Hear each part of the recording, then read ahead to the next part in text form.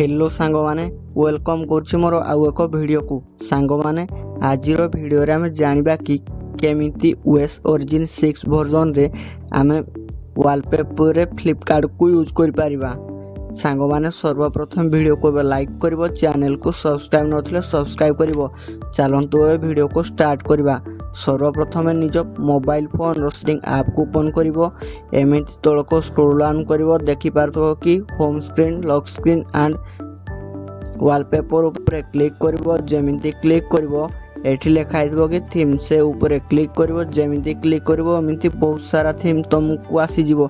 एठी देखा होतबो कि फ्लिपकार्ट से ऊपर क्लिक करिवो। देखि पारतो बहुत गुडा तुमको फ्लिपकार्ट रो पोस्टर गुडा को शो होतबो। मु एठी कस्टमाइज करछि। कस्टमाइज ऊपर क्लिक करबी। जेमिति क्लिक करबा एमिति किछि समय लोडिंग नबो। देखि पाथो कि एमिति किछि इंटरफेस शो होबो। ये होछि ऑलवेज डिस्प्ले रे एमिति ऑन हेकि रहिबो। देखि पाथो प्रीव्यू राम जेमिति आई लोगो ऊपर क्लिक करबा एमिति किछि करबा द्वारा हमरो पोस्टर गुडा को चेंज होबो। जानि पारलो कि हमें केमिति यूज करि परिबा। सांग माने आज रो वीडियो रे एति कि देखा बा उटा नेक्स्ट वीडियो रे। जय जगन्नाथ।